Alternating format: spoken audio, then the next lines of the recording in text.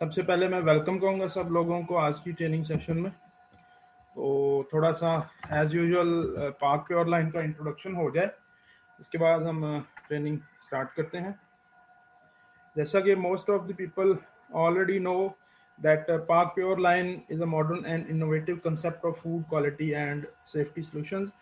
We are specialized in food, nutrition, and halal advisory, consultancy, auditing, training, and third-party certification services. We are committed to innovation, quality, cost-effective, and superior customer service that meets international standards of food quality assurance and system requirements. Basically हम जो ना industry और academia के साथ collaboration में काम कर रहे हैं। तो जैसा कि स्लाइड में दिखाया जा रहा है कि मुख्तलिफ प्रोग्राम्स हम कंडक्ट करते हैं, जिसमें फूड सेफ्टी अवेयरनेस सेशंस हैं, technical trainings, workshop, seminars, conferences हैं, एडवाइजरी और R&D फैसिलिटीज़ हैं इंडस्ट्री के लिए हमारी। इसी तरह मुख्तलिफ पब्लिकेशन भी हम ऑफर करते हैं, जिसमें हमारा न्यूज़ लेटर है, जिसमें मुख्तलिफ जो टेक्निकल ट्रेंड्स पर हम बात करते हैं। ऑनलाइन ट्रेनिंग्स हैं, आज की ट्रेनिंग भी उसी प्रोग्राम का हिस्सा है। तो जो हमारे कोलैबोरेटर्स हैं, जिनके साथ हमारे MOU साइन हैं, इसमें पब्लिक और प्राइवेट सेक्टर ऑर्गेनाइजेशन हैं, उनके लोगोज आप यहाँ पे देख सकते हैं। तो इन ऑर्गेनाइजेशंस के साथ मिलके हम जॉइंटली काम करते हैं इंडस्ट्री में और एकेडमिया के साथ। So that was little introduction about pack pure line. Now we move towards our today's topic, that is awareness and internal auditing on ISO 22000 or FSSC 22000, that is Food Safety Management System. So in this training we will talk regarding the introduction, detailed introduction of FSSC 22000 or ISO 22000, then technical requirements of ISO 22000, that is 22002-1. Same like the additional requirements like prerequisite programs, PRPs. So इन सभी topics के बारे में हम detail से आज discussion करेंगे। जो भी प्रैक्टिकल एस्पेक्ट्स हैं इस ट्रेनिंग के, वो हम डिस्कस करेंगे।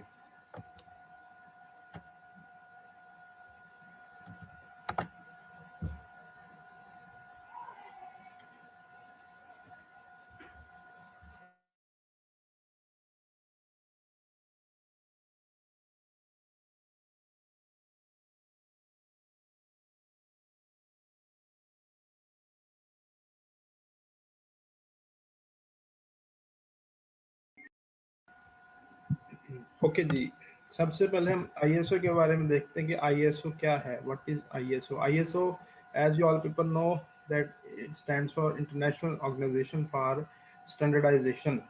एक ऐसी बॉडी है जो मुख्तलिफ किस्म के स्टैंडर्ड्स इंट्रोड्यूस कराती है, जिनको कम्युलेटिवली हम ISO बोलते हैं। ISO के अंडर मुख्तलिफ फूड सेफ्टी से रिलेटेड भी स्टैंडर्ड्स हैं, फार्मास्यूटिकल से रिलेटेड भी हैं, क्वालिटी मैनेजमेंट सिस्टम से रिलेटेड भी स्टैंडर्ड्स हैं।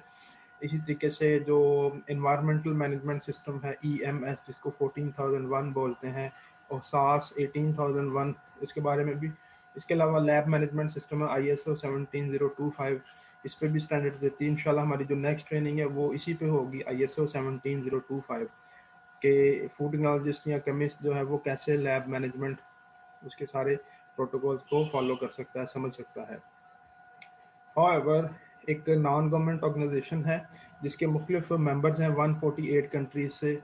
एक नेटवर्क है इनका, पब्लिक और प्राइवेट सेक्टर से एक मेंबरशिप है इस ऑर्गेनाइजेशन की, जो कि वॉलंटरी स्टैंडर्ड्स देती है। मतलब अगर हम ISO 2000 की बात करें तो ये मतलब वॉलंटरी स्टैंडर्ड है, ना कि एक legal compulsion. Voluntary means to say कि कोई भी ऑर्गेनाइजेशन अगर चाहे तो इसको अडॉप्ट कर सकती है, अगर ना चाहे तो उस पर कोई लीगल कंपल्शन नहीं हो सकती इस स्टैंडर्ड के हवाले से, उसकी इम्प्लीमेंटेशन से रिलेटेड। सो आगे चल के इस पर डिटेल्ड डिस्कशन होगी।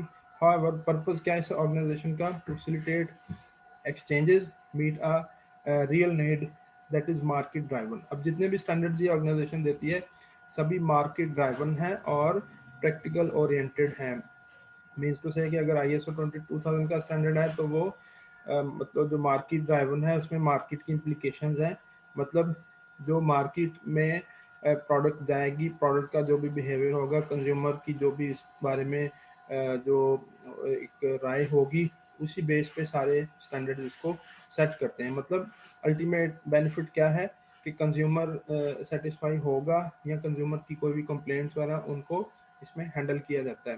कंज्यूमर से रिलेटेड जितनी भी चीज़ें हैं, मतलब कंज्यूमर की रिक्वायरमेंट्स हैं, वो सारी स्टैंडर्ड में फॉलो की जाती है। मिसाल तौर पर कंज्यूमर की रिक्वायरमेंट फूड के वाले से आ सकती है कि फूड सेफ्टी वो चाहता है, होलसम, न्यूट्रिशियस और अच्छी प्रोडक्ट चाहता है।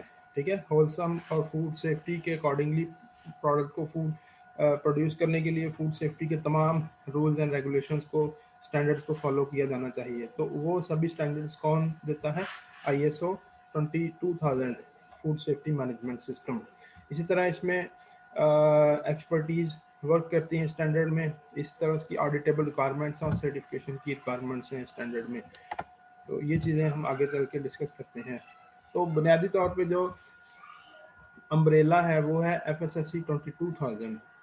FSSC 22000 क्या है? Foundation for food safety system certification system, non profit organization है, facilitates the scheme founded in 2004। ये इसका हिस्टोरिकल बैकग्राउंड यहाँ पे बताया गया है। इसी तरह जो है जो कॉरपोरेट सेक्टर में जितने भी प्रोडक्शन सेटअप्स हैं वहाँ पे इसको मतलब अप्लाई किया जाता है, और ये इसकी ऑडिटिंग रिक्वायरमेंट्स फर्दर जनरेट होती हैं ताकि इसको ऑडिट करके सर्टिफिकेशन बॉडी इसको सर्टिफिकेट प्रोवाइड करती है FSSC 22000 के लिए। अब FSSC 22000 जो है ना, ये क्या है? एक सर्टिफिकेशन बेस्ड स्कीम है जिसका जो पिछला वर्जन था वो 2005 का था। अभी रिसेंट वर्जन इसका 2018 का आया है। ये एक रिक्वायरमेंट्स देती है for any organization in the food chain. मतलब रिक्वायरमेंट्स कौन सी देती है? फूड सेफ्टी के हवाले से जो भी रिक्वायरमेंट्स हैं। और इस तरह इसकी ISO TS 2002-1, जिसको हम एडिशनल रिक्वायरमेंट्स या प्री रिक्विजिट प्रोग्राम्स बोलते हैं, उसमें सारी जो टेक्निकल रिक्वायरमेंट्स आ जाती हैं वो उसमें डिस्कस होती हैं। हाउएवर इस बारे में भी हम अगली स्लाइड्स में जाकर डिस्कस करेंगे। FSSC 22000 मुख्तलिफ फूड और फार्मास्यूटिकल इंडस्ट्री में अप्लाई किया जा सकता है। फॉर एग्जांपल फूड इंडस्ट्री, जितनी भी इंडस्ट्रीज फूड को प्रोसेस करती हैं या नॉन प्रोसेस्ड फूड्स हैं या जो सप्लाई चेन से रिलेटेड हैं या वेयर हाउसिंग से रिलेटेड हैं, सभी इसको अप्लाई या इम्प्लीमेंट कर सकती हैं। लाइक पेरिशेबल एनिमल प्रोडक्ट्स हैं, meat, poultry, eggs, dairy and fish products हैं। Perishable vegetable products like packaged fresh fruits and fresh juices, preserved fruits, packaged fresh vegetables, preserved vegetables, products with longer shelf life at ambient temperature like canned products, biscuits, snacks, oil। जितने भी processed commodities हैं या non processed commodities हैं या food raw material है, सभी items पे FSSC 22000 को इम्प्लीमेंट किया जा सकता है। इसी तरह फार्मास्यूटिकल इंडस्ट्री है, न्यूट्रास्यूटिकल इंडस्ट्री है, या फूड में अगर हम देखें तो जो रॉ मटेरियल प्रोसेस करते हैं, लाइक रॉ मटेरियल हम कहाँ से लेते हैं? मतलब खेत से, हमें फार्मिंग से हासिल होता है। सो फार्मिंग भी इसी ज़मरे में आती है कि फार्मिंग पे भी FSSC या ISO 22000 सर्टिफिकेशन इम्प्लीमेंट की जा सकती है। ओके, तो FSSC 22000 एक जैसे पहले बताया कि ये मार्केट ड्राइवन है और ये रिक्वायरमेंट्स देती है for the food safety system implication. तो इसमें FSSC के अंडर जो एक जैली इसका सिस्टम है जिसको हम ISO 22000 बोलते हैं, और उसमें फिर आ जाता है फर्दर ISO/TS 22002-1, जिसको हम PRPs बोलते हैं, प्री रिक्विजिट प्रोग्राम्स, जिसको हम पब्लिकली अवेलेबल स्टैंडर्ड्स, जो कि वर्ल्ड वाइड रिकग्नाइज स्टैंडर्ड है 220 का वर्जन, इसमें ये सारी प्री रिक्विजिट प्रोग्राम्स अवेलेबल हैं। आई मीन टू से कि FSSC 22000 एक अम्ब्रेला है, उसके अंडर ISO 22000 और उसकी जो PRPs हैं 22002-1 दोनों मिल के FSSC 22000 बनाती हैं।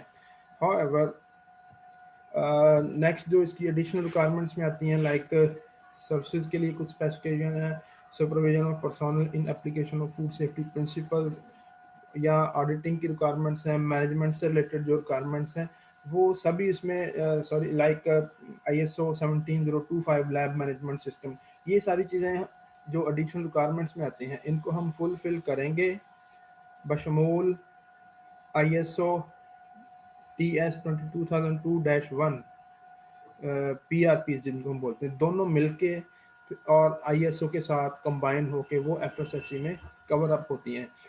ओवरऑल जनरल बात करने का मकसद ये है कि जो FSSC 2000 है वो तब उसकी रिक्वायरमेंट्स फुलफिल होती हैं जब हम ISO 22000 और उसकी जो PRPs और एडिशनल रिक्वायरमेंट्स हैं उनको हम फुलफिल करें। हाउएवर अगर कोई कंपनी चाहती है कि सिर्फ ISO 22000 सर्टिफाई होना है तो उसके लिए लाजमी नहीं है कि वो PRPs को भी फॉलो करे या उसमें ISO 17025 को भी फॉलो करे। लेकिन अगर कोई कंपनी चाहती है कि FSSC 22000 इम्प्लीमेंट करना है उसके लिए फिर उसे चाहिए होगा कि ISO 17025 को भी फुलफिल करे जो उसके एडिशनल रिक्वायरमेंट्स में आ जाती हैं। इसी तरह PRPs जो प्री रिक्विजिट प्रोग्राम्स उनको भी फुलफिल करे तब जाके वो FSSC 22000 सर्टिफाई होगी। जैसा कि इस डायग्राम में दिखाया गया है कि FSSC 22000 एक ब्रॉडर टर्म में आती है। इसमें ISO 22000 फिर हैसअप के प्रिंसिपल्स हैं, फिर जो पब्लिकली अवेलेबल स्टैंडर्ड्स हैं PAS 220 जिनको हम PRPs बोलते हैं वो दोनों मिल के FSSC 22000 बनाती हैं। Means to say FSSC 22000 is a broader term under this umbrella ISO 22000 and PAS 220 और technical requirements 22002-1 are discussed. Okay, so ISO 22000 के प्रिंसिपल्स और स्कोप की हम बात करते हैं। बेसिकली 4 पिलर्स हैं इसके ISO 22000 के। अब हम यहाँ पे ISO 22000 को डिटेल में डिस्कस करेंगे और इसी तरह साथ में इसको PRPs जो एडिशनल रिक्वायरमेंट्स हैं इसकी ISO 22002-1 इन दोनों को रिक्वायरमेंट्स को हम डिस्कस करेंगे ताकि हमारा FSSC 22000 कवर हो जाए। ओके, पहले हम ISO 22000 के प्रिंसिपल और स्कोप की बात करते हैं। 4 पिलर्स हैं इसके जिसमें मैनेजमेंट है, हैसअप प्लान है, प्री रिक्विजिट प्रोग्राम्स है और कम्युनिकेशन है। सो चारों पिलर्स बड़े इंपॉर्टेंट हैं।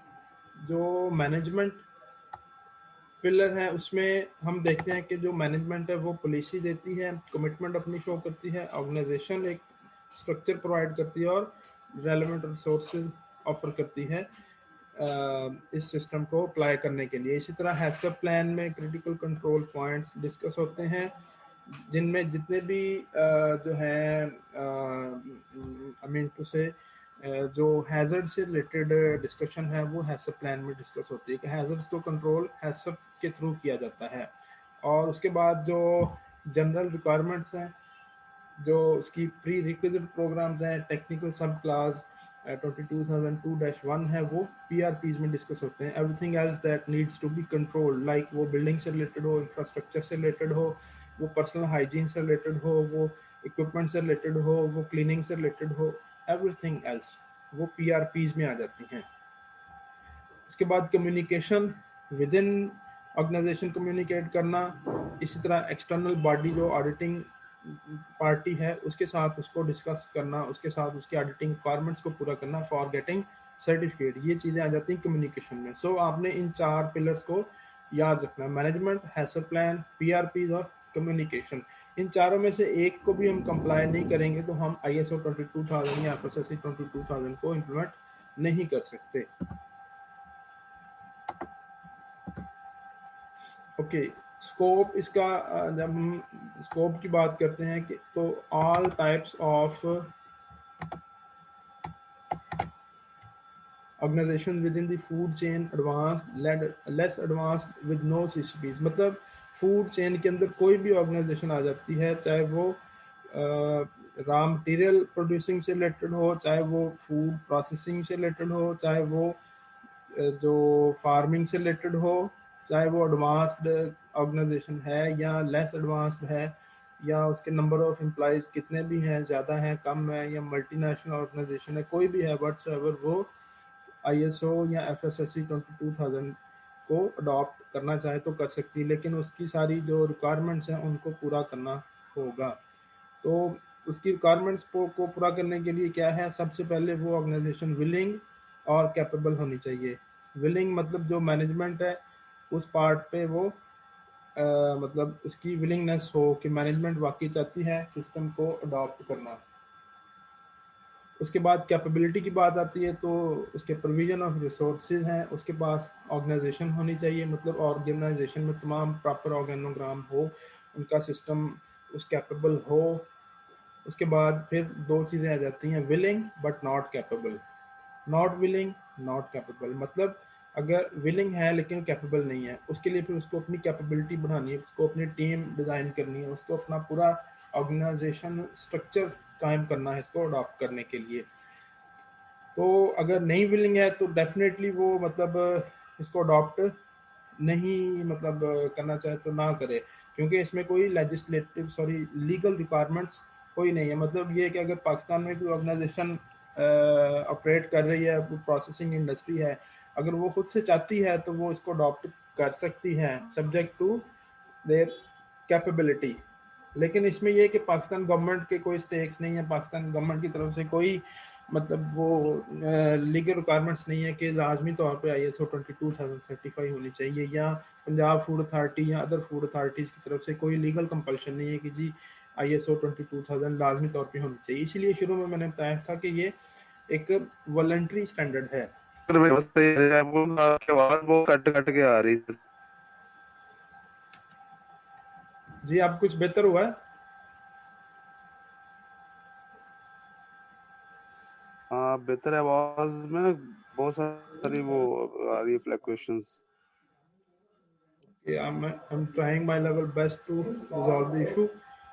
However, अभी जरा प्लीज बताइएगा, अब आवाज ठीक है?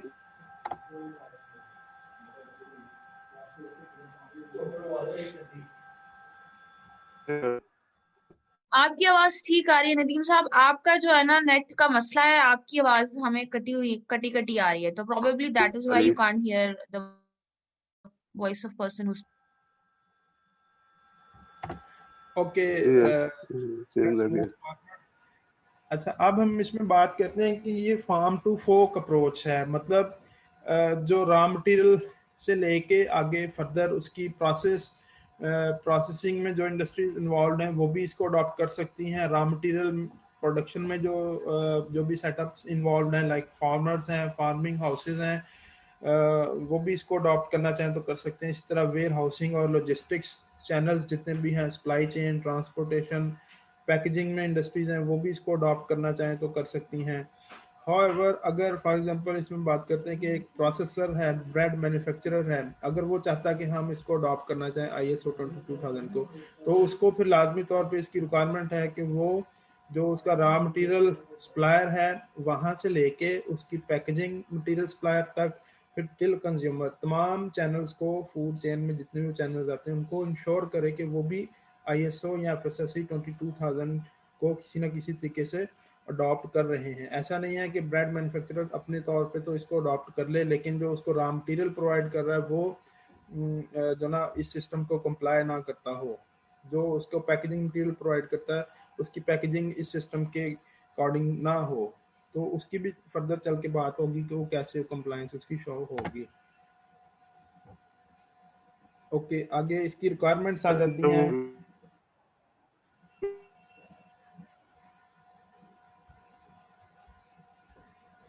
रिक्वायरमेंट्स जैसे मैंने पहले बताया कि फूड चेन में जितने भी हैं, फीड प्रोड्यूसर से लेके फूड प्रोड्यूसर हैं, फार्मिंग है, प्राइमरी प्रोड्यूसर हैं, ट्रांसपोर्टेशन स्टोरेज हैं, सब कॉन्ट्रैक्टर्स हैं, मैन्युफैक्चरर और इक्विपमेंट्स हैं, पैकेजिंग इंडस्ट्रीज हैं, क्लीनिंग एजेंट प्रोड्यूस करते हैं, एडिटिव्स और ingredients, services providers are also included. सभी इसकी रिक्वायरमेंट्स में ही आते हैं।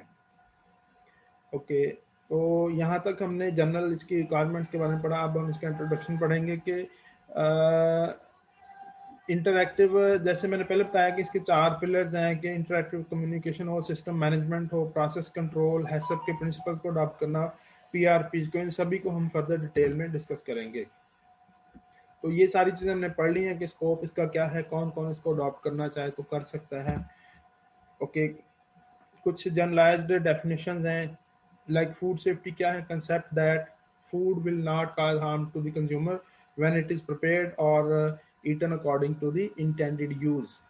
ठीक है, इसी तरह फूड चेन है sequence of the stages and operation involve in the production, processing, distribution, storage and handling of a food and its ingredients from primary production to consumption. Means to say primary production से लेके till consumption तक जितने भी इसमें जितने भी मतलब setups involve हैं, प्रोसेस इन्वॉल्व हैं, पैरामीटर्स इन्वॉल्व हैं या कोई प्रोडक्शन हाउसेस इन्वॉल्व हैं, सभी को फूड चेन में हम लेते हैं।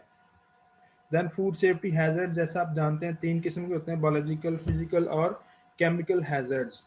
ठीक है, तो ये फूड सेफ्टी हैजर्ड्स में आ जाते हैं। इसी तरह इनको कंट्रोल करने के लिए हमारे पास एक सिस्टम है जिसको हम हैसअप बोलते हैं, hazard analysis critical control point. वो भी ISO या FSSC 22000 में ही कवर अप होता है। मतलब विदाउट अडॉप्टिंग और implementing HACCP we can not implement ISO और FSSC 22000। फिर इसकी एक इम्पॉर्टेंट टर्म है monitoring, conducting a plan sequence of observation और measurement to assess whether control measures are operating as intended and meeting the specified limits।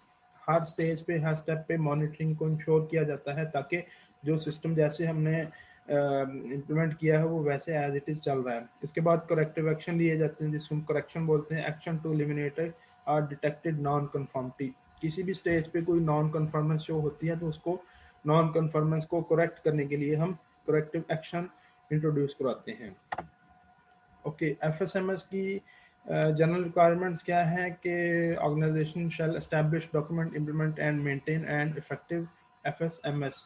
मतलब क्या है, हर stage पे इसकी इम्प्लीमेंटेशन, डॉक्यूमेंटेशन ये बहुत ज़्यादा इम्पॉर्टेंट है। इसी तरह FSMS में with the passage of time या with the flow of information जो भी अपडेट्स आती हैं, जब नई साइंटिफिक इनोवेशन आती हैं, नया इक्विपमेंट इंट्रोड्यूस होता है, वो इस सिस्टम में फिर उसको अपडेट करने की ज़रूरत होती है लाजमी तौर पे। इसको हम अपडेशन बोलते हैं।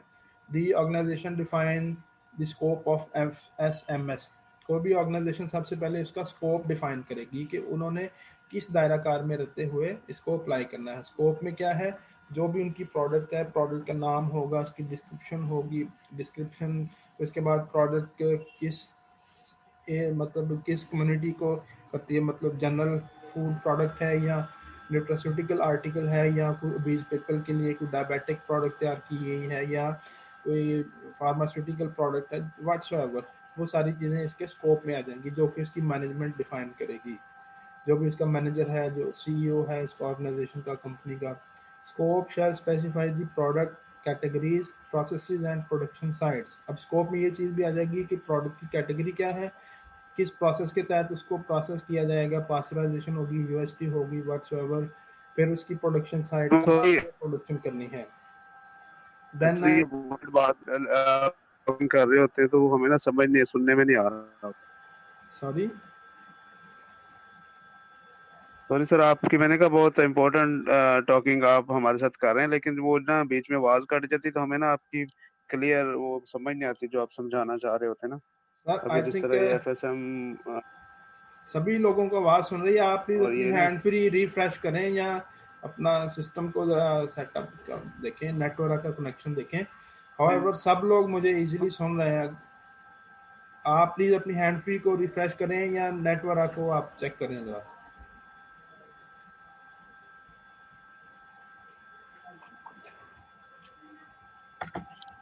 ओके चलो कंटिन्यू ओके, इसमें फिर फर्दर आ जाती है डॉक्यूमेंटेशन रिक्वायरमेंट्स। जैसा कि पहले मैंने बताया था कि 4 पिलर हैं इस पे, इस जो सिस्टम के। तो इसमें जो है ना, one of the most important pillars is documentation. इस सिस्टम में डॉक्यूमेंटेशन अगर नहीं है तो nothing. Her cheese, her activity, each and every step should be documented. Like food safety policy and objectives बनाने हैं तो वो भी डॉक्यूमेंटेड होने चाहिए। प्रोसीजर एंड रिकॉर्ड्स वो भी डॉक्यूमेंटेड होने चाहिए। Documents to ensure the effective development, implementation and updating of the food safety management system. मतलब A to Z जो भी सिस्टम में काम होगा वो डॉक्यूमेंटेड होना चाहिए। ठीक है, तो डॉक्यूमेंटेड में क्या है, सिस्टम पॉलिसी अगर डिज़ाइन करनी मैनेजमेंट ने देनी है तो वो भी रिटर्न डॉक्यूमेंटेड होनी चाहिए। अगर प्रोडक्ट के ऊपर काम करना है तो वो भी इसकी फ्लो डायग्राम डॉक्यूमेंटेड होनी चाहिए। इसी तरह सिस्टम पे जाके फर्दर उसको रीअसेस किया जा सकता है। इस तरह जो SOPs हैं वो भी डॉक्यूमेंटेड और रिटर्न होने चाहिए, ताकि मतलब किसी किस्म की कोई गुंजाइश ना हो एरर की।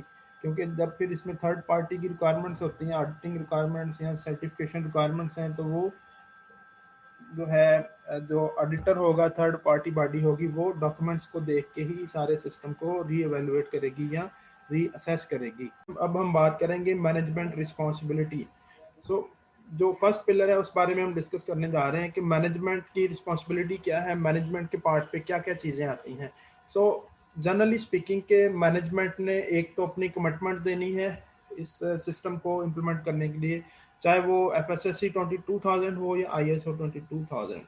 सो दोनों के लिए मैनेजमेंट ने अपनी कमिटमेंट देनी है। मैनेजमेंट कमिटेड होगी तो डेफिनेटली फर्दर हम इस चीज़ पे काम कर सकेंगे। तो जब मैनेजमेंट की कमिटमेंट होगी, इसके बाद मैनेजमेंट ने एक फूड सेफ्टी पॉलिसी डिज़ाइन करनी है, जिसको पेपर वर्क करना है, जिसपे सारी चीज़ों का स्कोप देखना है कि हमने क्या काम करना है, किस प्रोडक्ट पे काम करना है, प्रोडक्ट की डिस्क्रिप्शन क्या होगी, फ्लो क्या होगा, उसकी रिक्वायरमेंट्स क्या होंगी इस प्रोडक्ट की, किस कम्युनिटी को हम टारगेट करेंगे इस प्रोडक्ट में। और उसके बाद फिर मैनेजमेंट ने रिसोर्सेज प्रोवाइड करने हैं। Definitely resources are very much important, without resources इस सिस्टम पे काम नहीं हो सकता। Resources I mean to say management ने बिल्डिंग देनी है, इंफ्रास्ट्रक्चर देना है, उसके लिए जो मॉनेटरी रिक्वायरमेंट्स है, पैसे की रिक्वायरमेंट है, वो भी मैनेजमेंट ने फुलफिल करनी है। ऑर्गेनाइजेशन देनी है उन्होंने, ऑर्गेनाइजेशन के अंदर प्रॉपर ऑर्गेनोग्राम देना है। ऑर्गेनोग्राम में हर जो भी टास्क होगा उसके लिए अलहदा से एक स्पेशलिटी, एक स्पेशलाइज्ड पर्सन होना चाहिए। लाइक अगर कोई फूड प्रोडक्ट तैयार कर रही है वो ऑर्गेनाइजेशन, तो उन्होंने डेफिनेटली एक फूड टेक्नोलॉजिस्ट को हायर करना है, जिसको एज अ मैनेजर या एज अ सुपरवाइजर या एज अ वर्कर या व्हाट्सएवर जो भी उसकी रिक्वायरमेंट्स होंगी इस प्रोजेक्ट की, उसके अकॉर्डिंगली मैनेजमेंट ने वहाँ पे एक पर्सन डिप्लॉय करना है। इसी तरह केमिस्ट हो सकता है, एनालिस्ट हो सकता है, टेक्निकल पर्सनल हो सकते हैं, जनरल स्टाफ हो सकता है, जो कि इस प्रोजेक्ट को फर्दर कैरी ऑन करेगा। सो इसके अलावा इक्विपमेंट है, इक्विपमेंट में प्रोसेसिंग होगी, प्रोसेसिंग रॉ मटेरियल की रिक्वायरमेंट है। इसके अलावा building infrastructure A to Z तमाम रिसोर्सेज मैनेजमेंट ने ही प्रोवाइड करने हैं। इसी तरह फर्दर फिर फूड सेफ्टी पॉलिसी जो दी गई है, उस पॉलिसी को उस मतलब मैनेजमेंट की कमिटमेंट से ही इम्प्लीमेंट किया जाएगा। तो आगे हम चल के बात करेंगे कि कैसे उन्होंने रिसोर्सेज प्रोवाइड करने हैं, कौन कौन सी चीज़ें देनी है। इसी तरह फूड सेफ्टी पॉलिसी में क्या क्या होना चाहिए। It shall be related to the organization role in the food chain. अब फूड चेन, जैसा मैंने पहले आपको बताया कि फूड चेन में क्या है, प्राइमरी प्रोडक्शन टिल कंजप्शन। इस तमाम में जितने भी प्रोसेसर आ सकते हैं, प्रोड्यूसर आ सकते हैं, कंज्यूमर आ सकते हैं, सभी फूड चेन में कंसिडर होते हैं। तो ऑर्गेनाइजेशन ने डिफाइन करना है कि उनका क्या रोल होगा इस फूड चेन के अंदर रहते हुए। आया वो प्रोडक्ट प्रोड्यूस करेंगे, फार्मिंग करेंगे, प्राइमरी प्रोड्यूसर होंगे, या उस प्रोडक्ट को प्रोसेस करेंगे। मतलब अगर ब्रेड मेकिंग की मिसाल ले लें हम, तो क्या उन्होंने वीट प्रोड्यूस करनी है फार्मर के तौर पे, क्या उन्होंने जो है वीट फ्लोर की सप्लाई देनी है किसी इंडस्ट्री को, क्या उन्होंने वेयर हाउसिंग देनी है, क्या उन्होंने उस वीट को प्रोसेस करके ब्रेड तैयार करनी है, केक तैयार करना है। ये तो प्रोसेसर की बात है। इसी तरह लॉजिस्टिक्स या ट्रांसपोर्टेशन की बात आती है, या स्टोरेज या वेयर हाउसिंग की बात आती है, इसी तरह पैकिंग की बात आती है। मतलब सभी फूड चेन में उस ऑर्गेनाइजेशन का क्या रोल होगा, ये उसकी मैनेजमेंट ने डिफाइन करना है अपनी फूड सेफ्टी पॉलिसी के अंदर।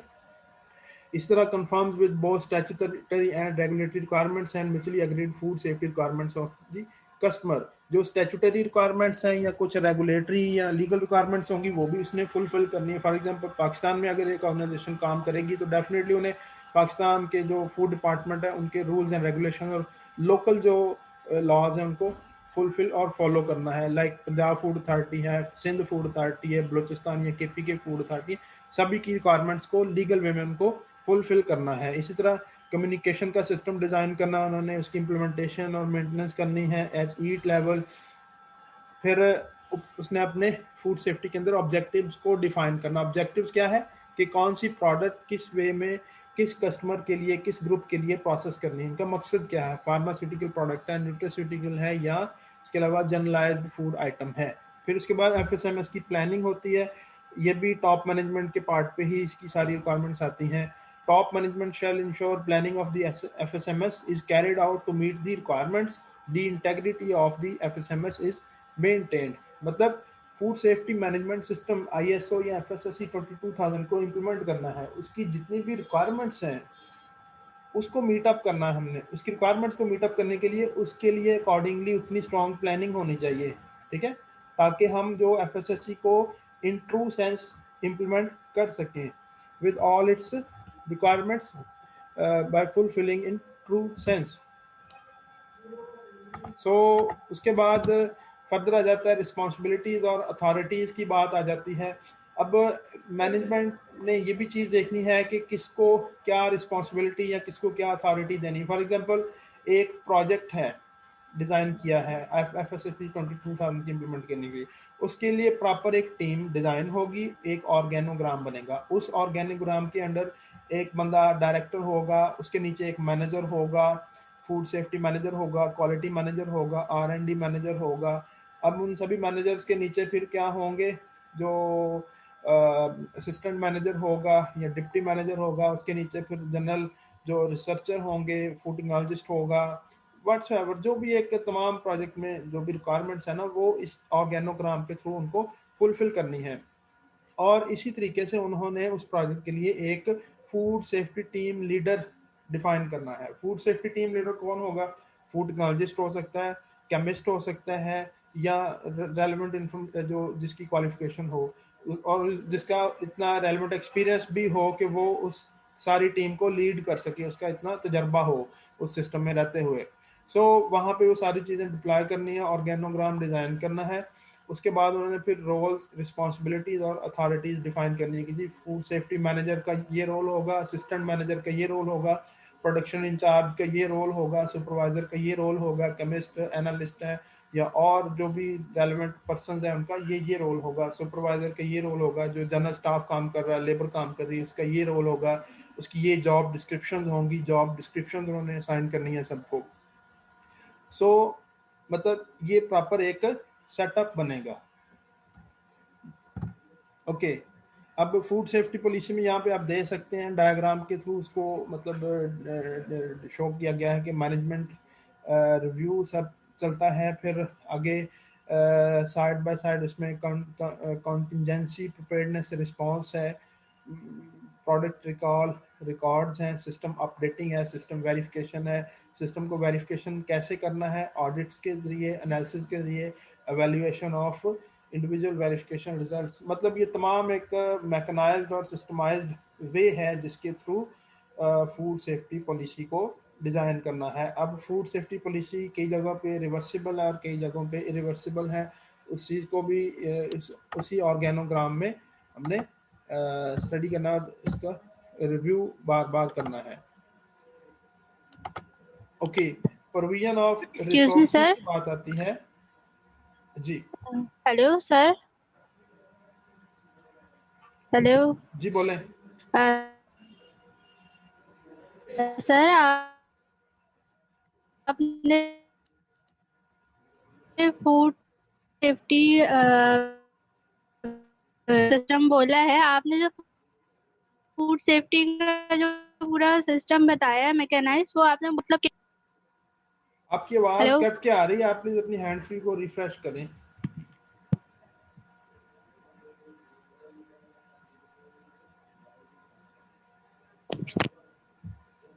जी बोले। हेलो सर, अब आ रही है? जी आ रही है, बोले। हेलो मैम आप क्वेश्चन करें। सेशन ये है कि इन्होंने बोला था सर ने कि फूड सेफ्टी की जो पॉलिसी होती है वो रिवर्सिबल नहीं आया।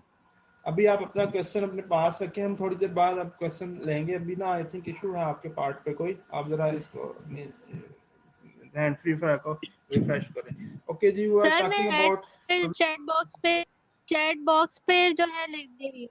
ओके, प्रोविजन ऑफ जी रिसोर्सेज। अब क्वेश्चन लिखे। रिसोर्सेज की बात जी आ मैं रही है चैट तो बॉक्स पे लिखती हूँ। मैनेजमेंट ने तमाम रिसोर्सेज देने हैं। रिसोर्सेज में जैसे मैंने बताया है कि उसकी सिस्टम की इम्प्लीमेंटेशन, एस्टेब्लिशमेंट, मेंटेनेंस, तमाम चीज़ों से रिलेटेड उन्होंने मैकेनाइज्ड वे में रिसोर्सेज प्रोवाइड करने, लाइक बिल्डिंग इंफ्रास्ट्रक्चर है, इक्विपमेंट है, ठीक है, जनरल जो उसकी मॉनेटरी रिक्वायरमेंट्स हैं, फंड्स की रिक्वायरमेंट्स हैं, पैसों की रिक्वायरमेंट है, लेबर की रिक्वायरमेंट है, टेक्निकल पर्सोनल की रिक्वायरमेंट है, सभी उन्होंने A to Z मैनेजमेंट ने प्रोवाइड करने हैं। देन फिर अवेयरनेस एंड ट्रेनिंग। अब जो ऑर्गेनोग्राम के अंडर जो टीम बनी है उसकी फिर फर्दर ट्रेनिंग भी करवानी है उनको, उस बारे में कॉम्पिटेंसी उनकी बिल्डअप करनी है। लाइक जो फॉर एग्जांपल आज की ट्रेनिंग चल रही है, माइट इट बी पॉसिबल कि कुछ लोग इंडस्ट्री से हों, कुछ इसी प्रोडक्ट के हवाले से, सॉरी प्रोजेक्ट के हवाले से इस ट्रेनिंग में टेक पार्ट कर रहे हों कि उन्होंने अपनी कॉम्पिटेंसी लेवल इंक्रीज करना है। सो इसी तरह से उनकी अवेयरनेस और ट्रेनिंग, रेलेवेंट इंफॉर्मेशन उनके पास होनी चाहिए, रेलेवेंट एक्सपर्टीज होनी चाहिए। तो टाइम बाय टाइम कुछ रिफ्रेशर ट्रेनिंग्स होनी चाहिए स्टाफ की, वर्कर्स की, ताकि वो उस सिस्टम पे अपने आप को अपडेट कर सकें। फॉर एग्जांपल FSSC 2005 का वर्जन आया, फिर उसके बाद 2018 का वर्जन आ गया। जो भी सिस्टम में अपडेट्स आई उस पर फिर फर्दर अपडेट्स उस ट्रेनिंग में शामिल होने चाहिए, उनको अपना नॉलेज अपडेट करना है ताकि वो सिस्टम में इम्प्लीमेंट कर सकें। इसी तरह planning and realization of safe products. Okay, shall plan and develop the processes needed for the realization of safe products, planned activities, verification procedures, control measures, implementation of PRPs।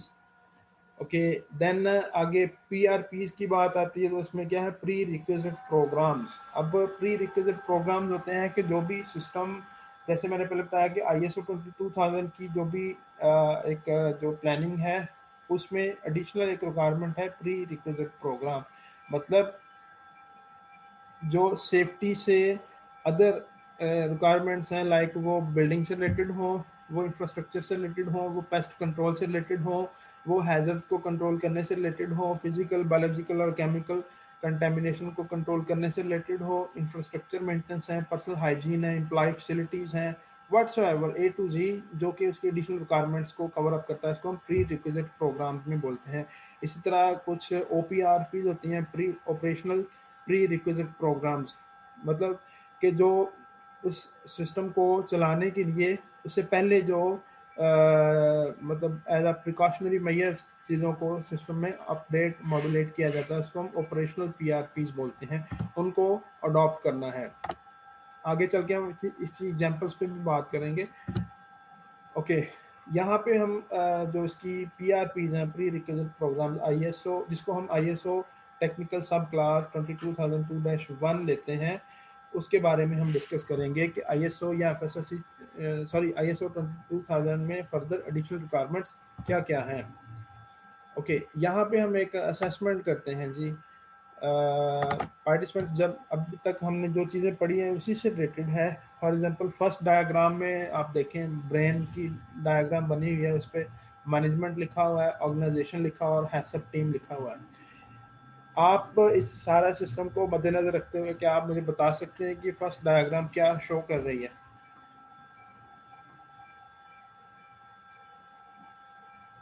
Assessment वाली है जिसमें एक diagram है brain गिर्द है सब team, management और organisation. जी, ये क्या इसका मतलब लिया जा सकता है आपके नजदीक?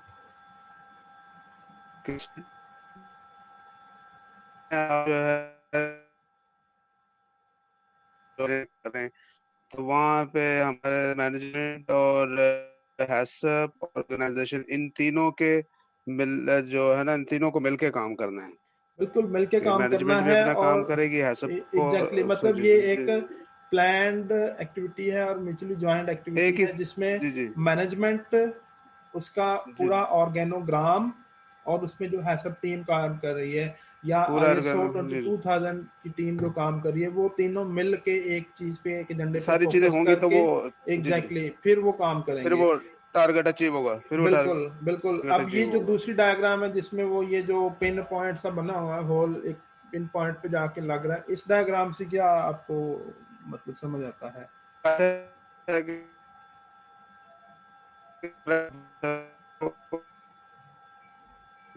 को लेके और मैं बिल्कुल, ये डायग्राम शो कर रही है कि ये जो सिस्टम है इसमें जितने भी इसकी इम्प्लीकेशंस हैं ये क्या है, पर्पस और टारगेट ओरिएंटेड हैं, ठीक है। जी उसके जी बाद है जी एक राइट साइड पे, राइट लोअर कॉर्नर पे बना हुआ है कि एक आदमी बैठा हुआ है, उसने हाथ में उस सिस्टम बेड से फंक्शन, पकड़े, जी जी नीचे सिस्टम फंक्शन FSMS कर रहा है, और उसके, जी जी इसको क्या आप समझते हैं क्या चीज है? राइट साइड कॉर्नर पे लेफ्ट नीचे मैं के से फंक्शन चीजों को जो कंट्रोल कर रहा होता है। राइट लोअर कॉर्नर पे जो डायग्राम है वो ये शो कर रही है कि जो बॉस है ना उसने तमाम FSMS को कंट्रोल किया जी हुआ जी है, मतलब बॉस के हाथ में तमाम चीजें हैं, सिस्टम भी है, मतलब जितनी भी रिसोर्सेज भी, रिक्वायरमेंट्स हैं उस, जी जी एग्जैक्टली वो हर चीज को जी खुद जी से कंट्रोल करता है। अगर बॉस अच्छे रिसोर्सेज प्रोवाइड करेगा तो कंट्रोल है इसके हाथ में। डेफिनेटली वो सारी चीज़ों को खुद से मैनेज कर रहा होता है। इसी तरह system function, new requirements, changes, improvements, फिर उसके रिसोर्सेज हैं, ऑर्गेनाइजेशन है, उसने पॉलिसी, तमाम चीज़ें क्या है जी बॉस ने देनी है। मतलब अगर बॉस, इसलिए ये इंपॉर्टेंट वो- पिलर है ना इस सिस्टम का। 4 पिलर जो हमने पहले पढ़े हैं उसमें फर्स्ट जी पिलर जी इज मैनेजमेंट। तो मैनेजमेंट कौन है? उसका बॉस, जी उस जी कंपनी का CEO, उसका हेड जो है, उसी ने सारी चीज़ों को कंट्रोल करना है। जी जी बिल्कुल। ओके, नेक्स्ट हम बात करते हैं construction and layout of buildings. अब ये सारी चीज़ें हम अब PRPs में पढ़ रहे हैं, प्री रिक्विजिट प्रोग्राम, जिसको हम ISO 22002-1 टेक्निकल सब क्लास या उसकी रिक्वायरमेंट्स या एडिशनल रिक्वायरमेंट्स बोलते हैं, ठीक है। अब उसकी एडिशनल रिक्वायरमेंट में एक आता है construction and layout of building. Building कैसे डिज़ाइन करनी है, उस बिल्डिंग का लेआउट क्या होना चाहिए। फॉर एग्जांपल एक डेयरी इंडस्ट्री, आपने डेयरी इंडस्ट्री विजिट की हो तो आपको पता होगा कि डेयरी इंडस्ट्री का क्या सेटअप होता है, किस तरह से उसकी कंस्ट्रक्शन, क्या उसका जी स्ट्रक्चर है, जी क्या उसके पैरामीटर्स हैं कंस्ट्रक्शन से रिलेटेड। फॉर एग्जांपल जो प्रोसेसिंग हॉल है वहाँ पे जो फर्श है वो क्या है, उसमें मतलब वो स्मूथ फर्श होना चाहिए, उसमें कोई ऐसी वो वॉशेबल हो, वॉशेबल हो। वॉशेबल हो, एग्जैक्टली मतलब एग्जैक्टली, आई और स्लिपरी अप्रिशिएट ना हो। स्लिपरी जी ना हो, वॉशेबल हो, क्योंकि वहाँ पे ज्यादा पानी से रिलेटेड काम होगा तो वो वॉशेबल हम्म, होना चाहिए। ऐसे नहीं कि कच्चा फर्श है या जी टाइलें लगी हुई या फ्लोरिंग इस तरह की है कि वहाँ पे पानी फ्लोर टाइल्स के अंदर वो जमा हो रहा है, फिर वहाँ पे उल्ली चुल्ली लग रही, कोई इस तरह का इशू बन रहा है, ठीक है। इसी तरह उसकी जो वॉल्स हैं वो भी स्मूथ होनी चाहिए, जो वॉल्स के एजेस हैं वो जी जी राउंडेड होने चाहिए, ठीक है। जो उसकी छत है, फ्लोर्स हैं, उसकी उसकी भी एक खास सिमेट्री है, उसकी रिक्वायरमेंट्स हैं। तो ये लेआउट और बिल्डिंग डिजाइन से हाइजीनिकली रिलेटेड, मतलब वो उसकी फिनिशिंग हुई हो। एग्जैक्टली। तो ये लेआउट और बिल्डिंग से रिलेटेड हम्म, तमाम हमारी ट्रेनिंग मौजूद है। इंशाल्लाह नेक्स्ट भी हम इस पर कंडक्ट करेंगे, तो इसमें डिटेल जाने के लिए आप इस ट्रेनिंग को ज्वाइन कर सकते हैं हमारी। और जनरली ये कि जो इंडस्ट्री है, इंडस्ट्री के प्रोसेसिंग से रिलेटेड जो SOPs मौजूद हैं, उन SOPs के अकॉर्डिंगली ही वो उस बिल्डिंग का डिज़ाइन और लेआउट होना चाहिए। अब इसी तरह बिल्डिंग जो फ्लोरिंग है वो कैसी है, बाकी जो उसके फिजिकल तो आवाज नहीं पैरामीटर्स आ हैं, रही, सॉरी। बाकी जो पैरामीटर्स हैं उनको कैसा होना चाहिए, तो ये सारी चीज़ें SOPs के अकॉर्डिंगली ही होनी चाहिए। Okay, next one is environment and location. अब ये चीज़ बड़ी इंपॉर्टेंट है कि क्योंकि आपने देखना है कि कौन सी चीज़ आप प्रोसेस करना चाह रहे हैं, उस प्रोसेसिंग के लिए इसकी लोकेशन क्या होनी चाहिए। फॉर एग्जांपल आप जो है डेयरी इंडस्ट्री बनाना चाह रहे हैं, लेकिन उसकी लोकेशन ऐसी जगह है जहाँ पे करीब में ही कोई पोल्ट्री प्रोसेसिंग यूनिट है, ठीक है।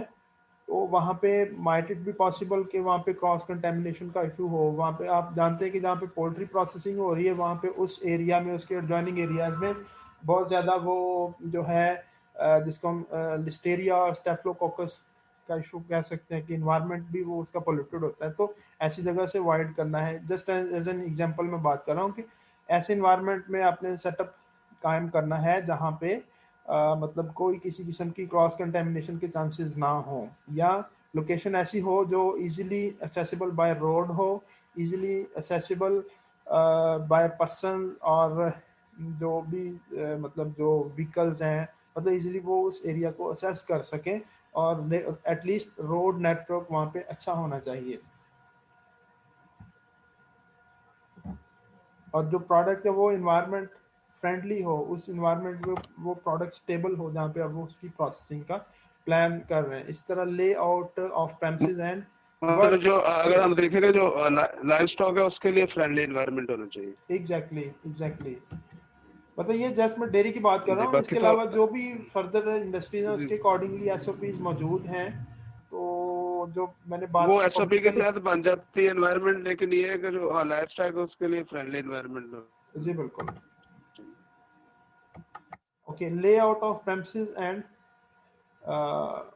वर्क स्पेस, ये भी इसी चीज़ में कवर होती है कि मतलब प्रेमिसेस इसकी लेआउट क्या होनी चाहिए, ठीक है, और वर्क स्पेस जहाँ पे वर्कर्स ने जो काम करना है वो क्या है, उनके लिए एक फ्रेंडली इन्वायरमेंट हो। फ्रेंडली इन दैट सेंस कि वो प्रोडक्ट की प्रोसेसिंग प्रोडक्शन के जो भी पैरामीटर्स हैं, उनके जो भी ऑपरेशन द्वारा होंगे, उनके लिए वो इजीली मूव करना इजी हो, उनके लिए फ्रेंडली हो। फॉर एग्जांपल उनके लिए ऐसे नहीं कि मतलब ऐसा एरिया हो जहाँ पे सांस लेना ही दुश्वार हो, इतना घुटन वाला इन्वायरमेंट नहीं होना चाहिए। मतलब ये वर्कर्स की सेंस में भी आ जाता है, और जो ओवरऑल इंडस्ट्री का जो सेटअप है उस सेंस में भी आ जाता है। फिर इंटरनल स्ट्रक्चर एंड फिटिंग्स, जो इंडस्ट्री का जो सिस्टम है उसका इंटरनल स्ट्रक्चर कैसा है, for example wall floor junctions corners shall be design to facilitate cleaning, जैसे मैंने पहले बात की है।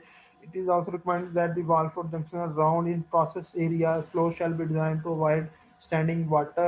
In wet process areas, floor shall be sealed and drain shall be trapped and covered. ठीक है, तो ये सारी चीज़ें क्या है, जो इंटरनल स्ट्रक्चर और फिटिंग। इसी तरह डेयरी इंडस्ट्री की बात कर लेते हैं, जो वहाँ पे पाइपलाइन असेंबलीज होती हैं, क्लोज चैनल्स होते हैं, उनका फिर स्ट्रक्चर भी इसी में आ जाता है कि वो मतलब एक क्लोज्ड और round aged piping system channels होने चाहिए ताकि प्रोडक्ट को फ्लो करना इजी हो। ठीक है, अगर उसको क्लीनिंग करनी है, क्लीनिंग करना इजी हो, या वहाँ पे मतलब एरेशन इस तरीके से प्रॉपर होनी चाहिए कि पाइपिंग सिस्टम के अंदर कोई जो ना वो कोई भी जो मोल्ड ग्रोथ इस तरह के इश्यूज है उनको किस तरीके से हैंडल करना है। So A to Z one to all तमाम चीज़ें इसमें कवर अप होती हैं। Then equipment and lab facilities, equipments की हमने बात की अभी। इसी तरह और इक्विपमेंट्स हो सकते हैं, पास्चराइजर हो सकता है, या अगर हम फॉर एग्जांपल साल्ट इंडस्ट्री की बात करते हैं तो उनका इक्विपमेंट, उनकी मशीनरी डिफरेंट टाइप की होगी। ठीक है, अब ये सिस्टम बताता है कि कोई भी इक्विपमेंट ऐसा नहीं होना चाहिए जो मतलब मेटेलिक हो, क्योंकि मेटेलिक इक्विपमेंट होगा तो वहाँ पे रस्ट और इस तरह का कोरोजन का इशू होगा। So equipment should be stainless steel grade SS and specially of food grade, that is 316 grade जिसको हम बोलते हैं। इसी तरह 304 ग्रेड को भी हम फूड ग्रेड बोलते हैं, लेकिन जो फूड के अंदर डायरेक्ट कांटेक्ट में जो इक्विपमेंट आता है उसको 316 ग्रेड का हम SS 316 ग्रेड बोलते हैं, वो वाला ग्रेड होना चाहिए ताकि वहाँ पे कोई क्रोजन का इशू ना हो। लाइक जूस इंडस्ट्री है, जूस इंडस्ट्री में हम मतलब जूस में मुख्तलिफ ऐसे केमिकल्स होते हैं जो मेटल्स के साथ जो है वो इरोजन या उसमें मतलब उनके साथ रिएक्शन का बायस बन सकते हैं। तो इसलिए 316 ग्रेड इक्विपमेंट होना चाहिए ताकि कोई इस तरह का इशू ना बने। देन उसमें लैब फैसिलिटीज़ की बात आ जाती है। इसमें दो चीज़ें हैं, एक तो जब हम बात करते हैं FSSC 22000 की, FSSC 22000 में जो रिक्वायरमेंट है वो ISO 17025 एक्रेडिटेड लैब वहाँ पे होनी चाहिए। या अगर वहाँ पे फैसिलिटी नहीं है, आपकी इंडस्ट्री में फैसिलिटी नहीं है लैब की, तो वो क्या है, आप उस लैब को आउटसोर्स कर सकते हैं, किसी थर्ड लेबॉर्ट्री से आप अपने एनालिसिस कंडक्ट कर सकते हैं। लेकिन शर्त ये है कि वो लेबॉर्ट्री ISO 17025 एक्रेडिटेड या सर्टिफाइड लैब होनी चाहिए। इस पर भी हमारी जो अगला सेशन है इंशाल्लाह नेक्स्ट संडे को हमारी इस पर ट्रेनिंग हो रही है, तो आप लोग इस बारे में भी सारी चीज़ें समझने के लिए इस सेशन को ज्वाइन कर सकते हैं। तो जो ISO 22000 है उसमें लैब की रिक्वायरमेंट्स एज सच हैं तो सही, लेकिन उसमें ये नहीं है कि वो 17025 एक्रेडिटेड लैब हो। सो इस चीज़ को समझना बड़ा ज़रूरी है। उसके बाद storage of packing material, ingredients and non food chemicals, like कैसे स्टोरेज करनी है, वेयर हाउसिंग की क्या रिक्वायरमेंट्स हैं। जो general storage packing material, ingredients या नॉन फूड केमिकल्स की बात करते हैं, उसके लिए एक रूल है जिसको हम FIFO बोलते हैं, फर्स्ट इन फर्स्ट आउट। इस रूल के तहत हमने सारी चीज़ों को मेंटेन और स्टोर करना है। इसी तरह जो आपका वेयर हाउस है, स्टोरेज एरिया क्या है, वेंटिलेटेड होने चाहिए, प्रॉपरली रेटेड होने चाहिए, ठीक है, ड्रेनिंग सिस्टम वहाँ का प्रॉपर हो। तो बेसिकली तो ये वहाँ पे FIFO सिस्टम इम्प्लीमेंटेड होना चाहिए, मतलब जो उनकी शेल्फ लाइफ और जो एक्सपायरी है उससे अकॉर्डिंगली उनकी सारी मैनेजमेंट की जाए, केमिकल्स की या जो अदर इंग्रेडिएंट्स हैं उनको इस तरीके से शेल्फ पे अलमारी के अंदर रखना है कि जो कम शेल्फ लाइफ वाले प्रोडक्ट्स हैं उनको पहले इस्तेमाल किया जाए, या इसकी कैटेगराइजेशन ऐसे करनी चाहिए कि वो जो चीज़ें एक्सपायरी के अकॉर्डिंगली ही यूज़ हों। ऐसे नहीं कि कोई चीज़ आपकी मतलब वेयर हाउस में आई है, स्टोरेज एरिया में आई है, तो वो एक्सपायर्ड हो गई पड़ी पड़ी, आप पहले को यूज़ करते जा रहे हैं। तो ऐसा नहीं होना चाहिए, बल्कि एक मैकेनाइज सिस्टम जिसको हम FIFO बोलते हैं उसके अकॉर्डिंगली आपने इन चीज़ों को मैनेज करना है। फिर यूटिलिटीज़ हैं, उसमें एयर, वाटर, एनर्जी है, स्टीम आ जाती है, इन सारी चीज़ों को देखना है। आपका वाटर पोर्टेबल होना चाहिए, जिसमें WHO और जो लोकल रेगुलेशन हैं उसके TSS जो TDS हैं, टोटल डिजॉल्व सॉलिड्स, उनको कंट्रोल होना चाहिए। कम से कम उसमें जो 250 से 400 इतने एक्सेप्टेबल लिमिट्स में आते हैं। ओके, सो इसी तरह से आपकी एयर वो पोल्यूटेड नहीं होनी चाहिए, जो आपकी स्टीम है वो भी मतलब कंटामिनेटेड नहीं होनी चाहिए, आपकी जो अदर जो यूटिलिटीज़ हैं वो भी एज पर स्टैंडर्ड होनी चाहिए। इसी तरह इसके बाद एयर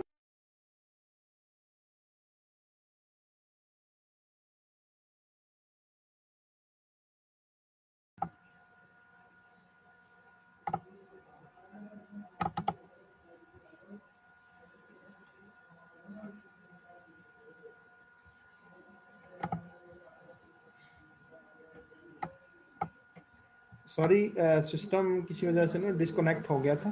सो सब लोग मुझे सुन सकते हैं?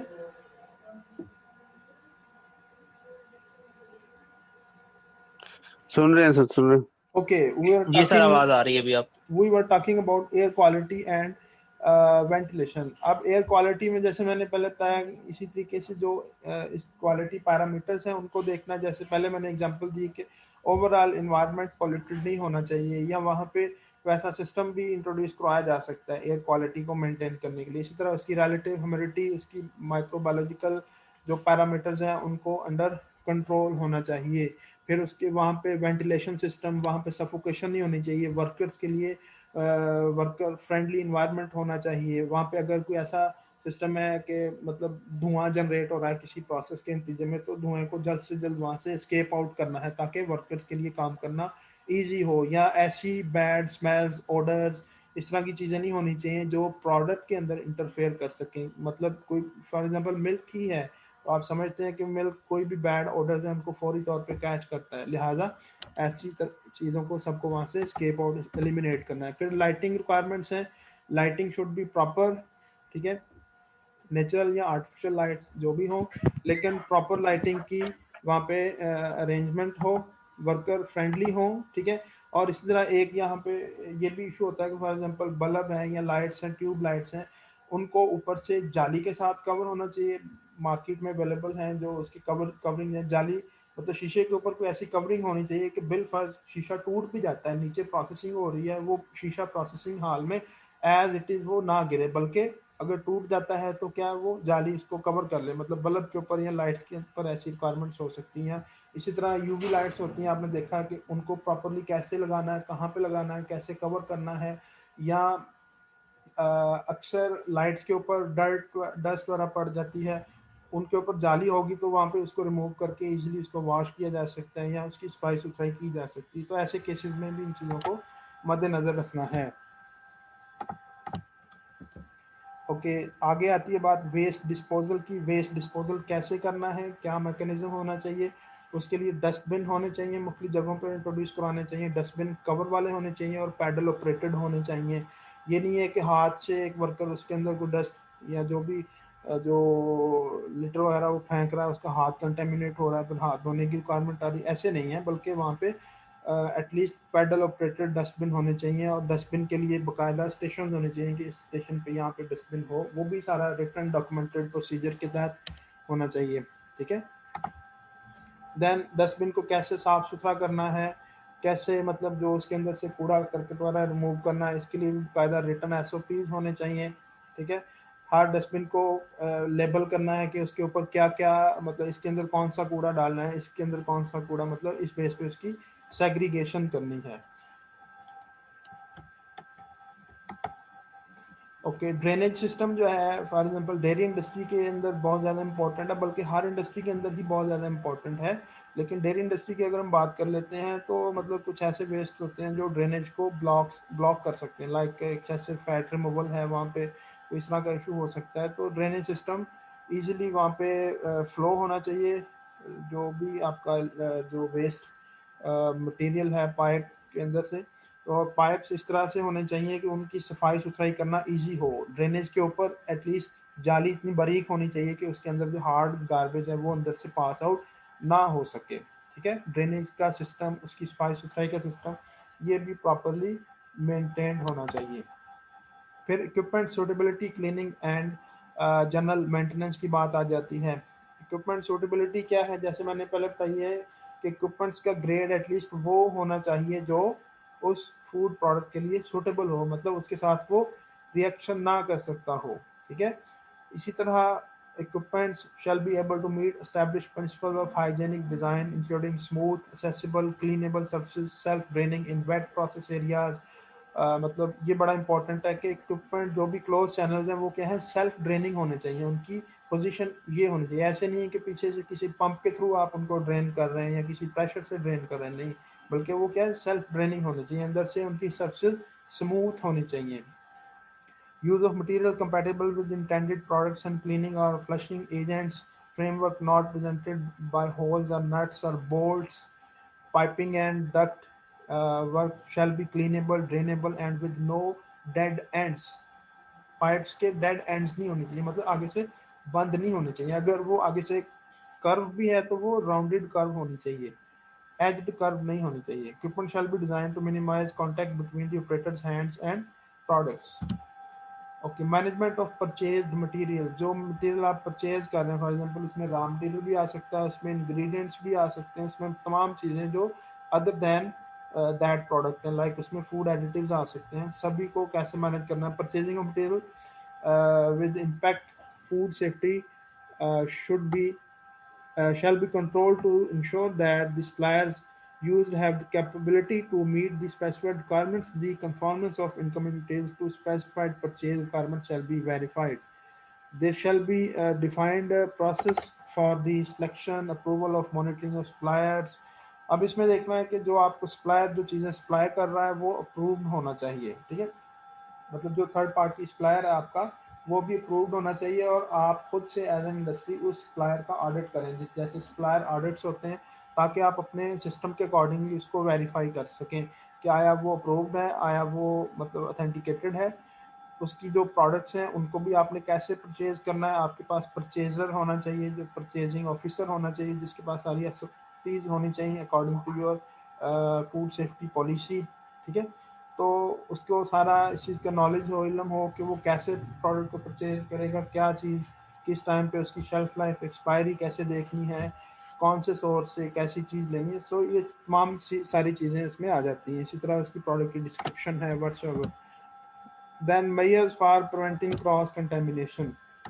क्रॉस कंटेमिनेशन बहुत इंपॉर्टेंट है किसी भी फूड प्रोसेसिंग इंडस्ट्री के अंदर, कि एक मटेरियल से दूसरे मटेरियल में चीज़ या कंटेमिनेशन ट्रांसफ़र ना हो। मुख्तलिफ इसके सोर्सेज हो सकते हैं कंटेमिनेशन के, लाइक कटिंग बोर्ड है, कटिंग नाइफ है, हैंड्स हो सकते हैं, वर्कर्स हो सकते हैं, उनकी इनहेल और एक्सेल करना, ये भी सोर्स ऑफ कंटेमिनेशन हो सकता है। जो वर्किंग असम्बलीज हैं, वर्किंग टेबल्स हैं, बेंचेस हैं, मतलब व्हाट्सएवर कोई भी चीज़ है वो एक चीज़ से दूसरी चीज़ में सोर्स ऑफ कंटेमिनेशन हो सकती है। सो इस चीज़ को अवॉइड करने के लिए होना तो ये चाहिए कि आपका सिस्टम मैकेनाइज्ड हो और एटलीस्ट सेमी ऑटोमेटिक सिस्टम हो, जिससे कम से कम हाथ इस चीज़ को लगे, प्रोडक्ट को हाथ कम से कम लगे, और उस प्रोसेस में कम से कम मैन पावर हो। मतलब अगर ऑटोमेटिक हो that is well and good, क्योंकि इससे हम फिजिकल, केमिकल और बायोलॉजिकल कंटेमिनेशन को हम रोक सकते हैं। जो एलर्जन जो उसका फैलाव है एलर्जी, रोक सकते हैं। केमिकल और फिजिकल है ना, इनका स्टाफ को पढ़ाया होना चाहिए, मतलब ट्रेंड स्टाफ होना चाहिए एग्जैक्टली कंटेमिनेशन के बारे में। बिल्कुल बिल्कुल।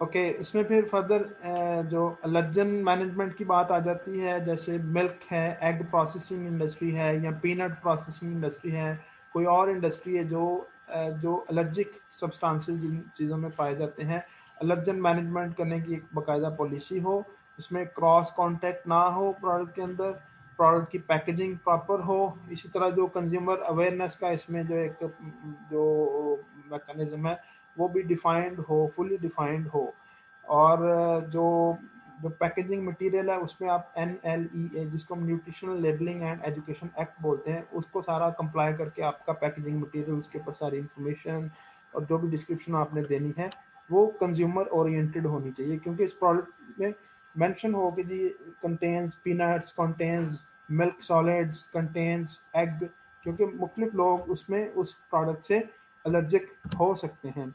सो इस तरह क्लीनिंग एंड सैनिटाइजिंग, इस बारे में भी सारी सिस्टम के अंदर गाइडलाइंस मौजूद हैं। क्लीनिंग कैसे करनी है, सैनिटाइज कैसे करना है, सबसेस को, हैंड्स को कैसे सैनिटाइज करना है, सबसेस को डिकंटेमिनेट कैसे करना है, ठीक है।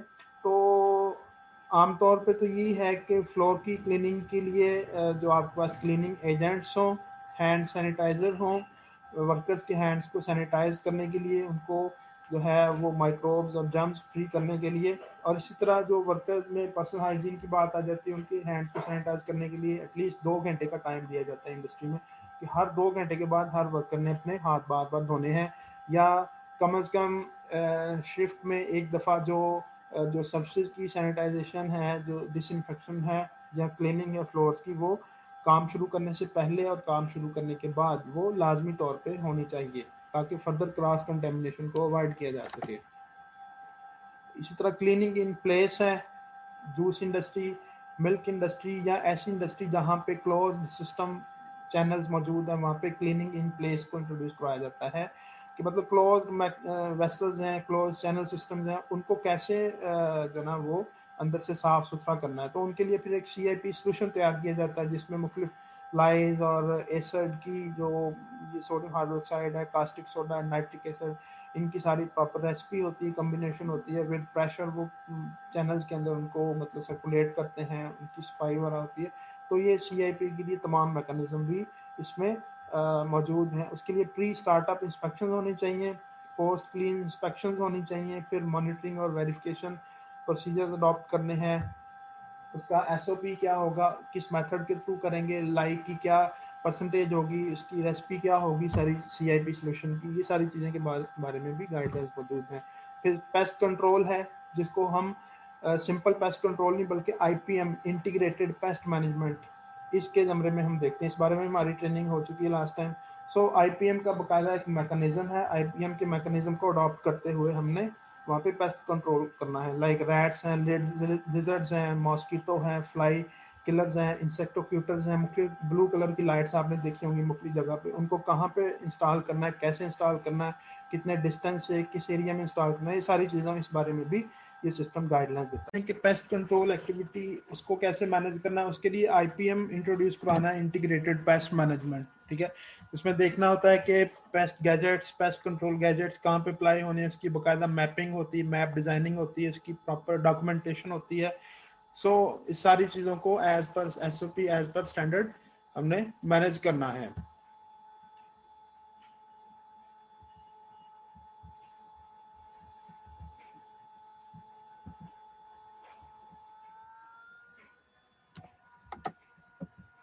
ओके आगे बात आती है प्रिवेंटिंग एक्सेस की।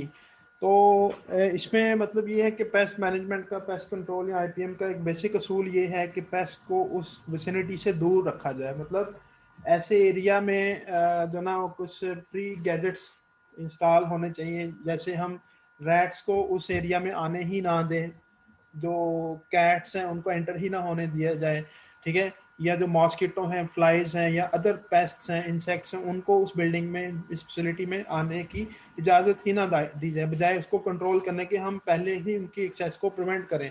उसके लिए फिर बाकायदा जो प्रोटोकॉल्स हमारे पास मौजूद हैं, लाइक आपके एक्सटर्नल डोर्स लगे होने चाहिए, डोर्स हम वक्त बंद हो, डोर का जो नीचे एक वो सुराख सा होता है, लाइन सी होती है, ओपन स्पेस, वो कम से कम हो ताकि वहाँ से कोई रैट, कोई छिपकली, कोई या कोई और इंसेक्ट, क्रॉलिंग इंसेक्ट वहाँ से ना आ सके।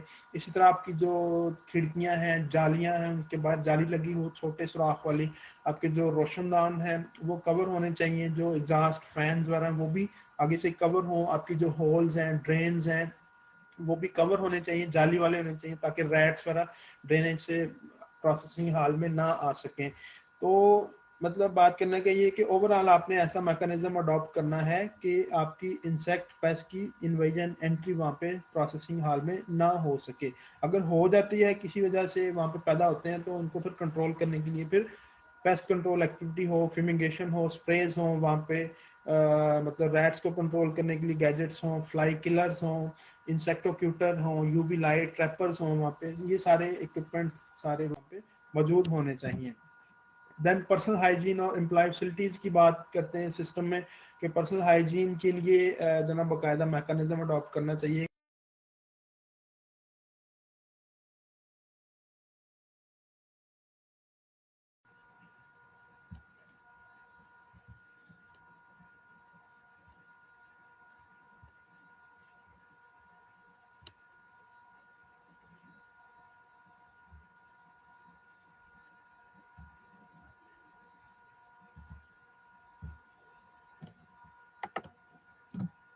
ओके, उसने प्रॉपरली मास्क पहना हो, हेड कवरिंग हो, उसके शेव वगैरह प्रॉपर बनी हो, अगर दाढ़ी रखी है तो दाढ़ी के लिए बेर्ड नेट या बेर्ड मास्क होने चाहिए, किसी किस्म की उसने ज्वेलरी ना पहनी हो।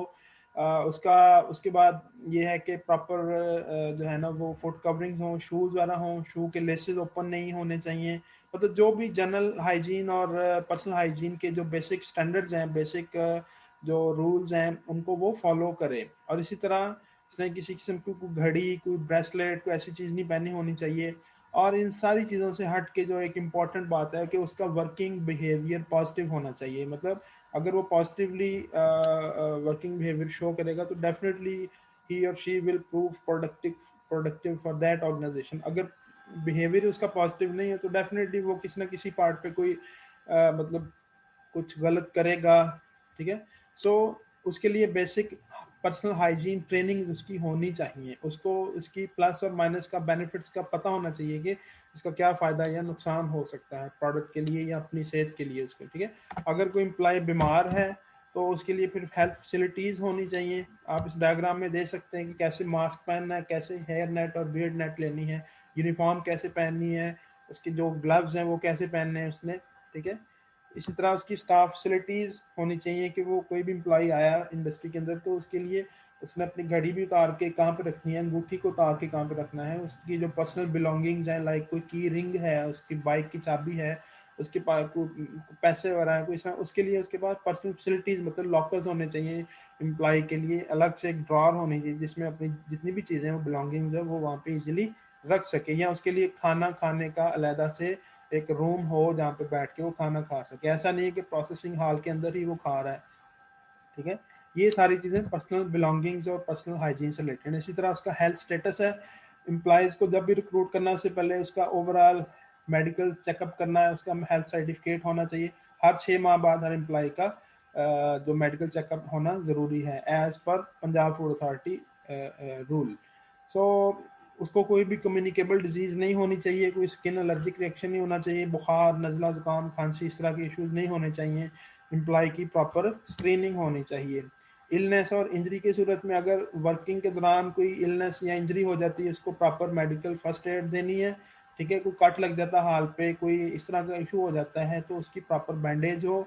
उसके बाद फिर उस एम्प्लॉय को उस एरिया से वक्ती तौर पे किसी और एरिया में डिप्लॉय करना, ताकि जब तक वो रिकवर नहीं करता तब तक उसको वापस उसके काम पे नहीं लेके आना। लेकिन अगर सुपरवाइजर या मैनेजर देखता है कि वो इस काबिल नहीं है कि वो काम कर सके, तो उसको फिर काम से वक्ती तौर पे छुट्टी देनी है, उसका प्रॉपर ट्रीटमेंट करवाना है। ये सारी चीज़ें इसमें शामिल हैं। पर्सनल क्लीनलीनेस कि वो कैसे अपनी जाति सफाई सुथराई रखेगा, हैंड सैनिटाइजर उसको यूज़ करने का तरीका आना चाहिए, हाथ धोने का तरीका आना चाहिए, ठीक है। उसको अपनी पर्सनल बिलोंगिंग्स को मेंटेन करना, मैनेज करने का पता हो, मतलब शेव प्रॉपर बनी हुई हो, ये नहीं कि शेव बड़ी हुई है। तो ये सारी चीज़ें, हर चीज़ इसमें आ जाती हैं। यूनिफॉर्म कैसे पहननी है, ग्लव्स कैसे पहननी है, ठीक है। ओके, पर्सनल बिहेवियर, जैसे मैंने पहले बताया कि कोई भी एम्प्लॉय, उसका पर्सनल बिहेवियर एक्सीलेंट होना चाहिए ताकि वो काम के दौरान किसी किस्म का कोई गलत काम ना करे। फिर इस तरह वो स्मोकिंग काम के दौरान नहीं कर सकता। अगर वो स्मोकर है तो उसके लिए मतलब अलहदा से इंडस्ट्रीज़ के अंदर स्मोकिंग एरियाज होते हैं, वहाँ पे वो कोई च्युइंगम खा सकता है, टॉफ़ी खा सकता है, कोई इस तरह का कोई काम उसने करना है तो वो अलग से उसको एक टाइम स्पेयर किया जाता है कि इतने टाइम में वो ये कर सकता है, ठीक है। उसके नेल्स नहीं बड़े होने चाहिए, नेल पॉलिश नहीं लगी होनी चाहिए, फीमेल्स अक्सर लगाती हैं, ज्वेलरी है, ये सारी चीज़ें पर्सनल बिहेवियर में आ जाती हैं। ओके जी, आगे है रीवर्क। रीवर्क का मतलब है कि कोई भी प्रोडक्ट जो आप तैयार करते हैं उसमें मतलब जो ना, आप उस प्रोडक्ट को अगर एज पर SOPs वो नहीं प्रोड्यूस हुई तो उसको आप रीवर्क में लेके आ सकते हैं, सब्जेक्ट टू कि अगर वो आपके जो प्रोडक्ट प्रोसेसिंग के स्टैंडर्ड्स हैं उनको वो मीट अप नहीं करती, तो उस केस में आप प्रोडक्ट को रीवर्क में लेके आते हैं। तो रीवर्क क्लासिफिकेशन और the reason for rework designation shall be recorded, product name, production site, production date, production requirement सारी मेंशन करनी, किस शिफ्ट में, लाइन ऑफ ओरिजिन क्या है, किस बैच में, कौन से बैच तैयार किया गया, उस प्रोडक्ट की शेल्फ लाइफ क्या है, उसके अकॉर्डिंगली उसको सारी चीज़ों को मतलब रिकॉर्ड करते उसको फिर रीवर्क में लेके आना है।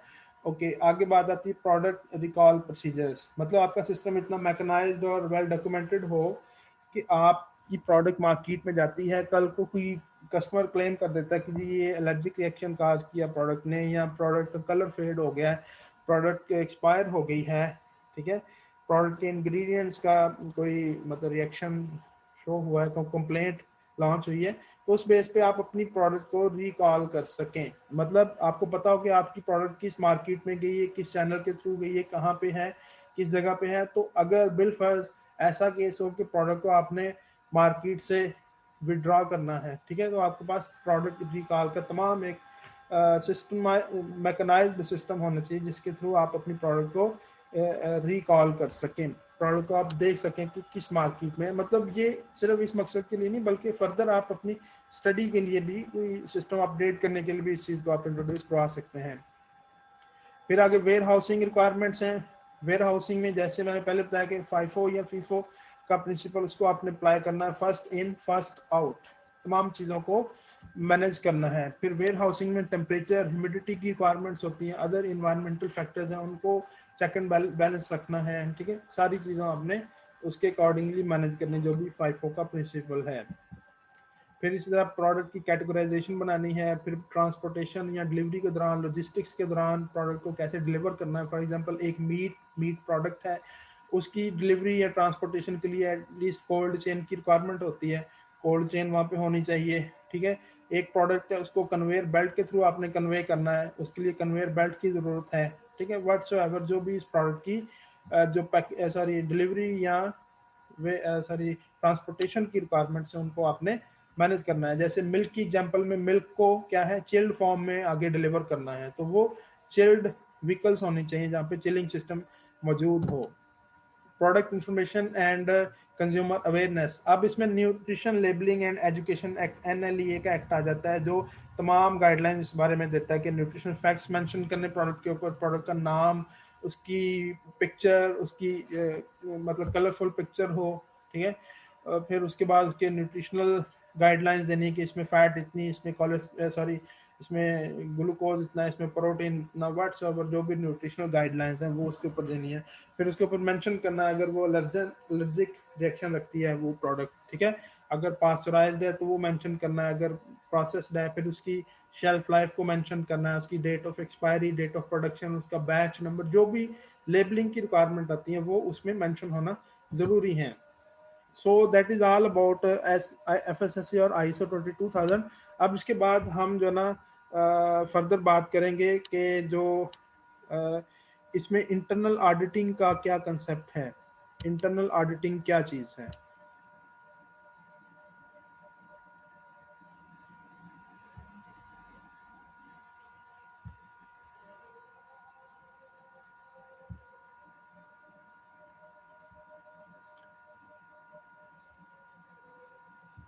Okay, as an internal auditor आप कैसे इस सिस्टम में वर्क करेंगे, क्या क्या आपकी रोल्स एंड रिस्पॉन्सिबिलिटीज़ होंगी, इंटरनल ऑडिटिंग की क्या रिक्वायरमेंट्स हैं, वो सभी चीज़ें हम फर्दर जो इंटरनल ऑडिटिंग से रिलेटेड प्रेजेंटेशन है उसमें हम कवर करते हैं।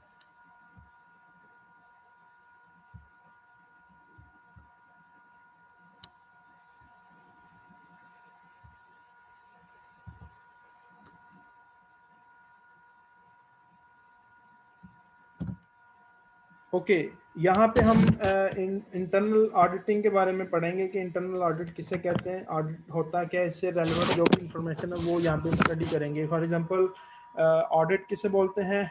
ऑडिट एक ऐसा तरीकाकार है जिसमें ऑर्गेनाइजेशंस को या अदारों को या मुख्तलिफ प्रोडक्शन या प्रोसेसिंग ऑर्गेनाइजेशंस को उसके ऊपर चेक मेंटेन किया जाता है कि क्या चल रहा है, कैसे चल रहा है, उसका चेक एंड बैलेंस देखा जाता है, उसके फंक्शन, उसके प्रोसेस, उसके प्रोडक्शन स्टेप्स को असेस करने के लिए। ठीक है, ऑडिटिंग इसी फिनोमिना का नाम है कि उसकी असेसमेंट करने के लिए जो प्रोसीजर अडॉप्ट करते हैं उसको हम ऑडिटिंग बोलते हैं।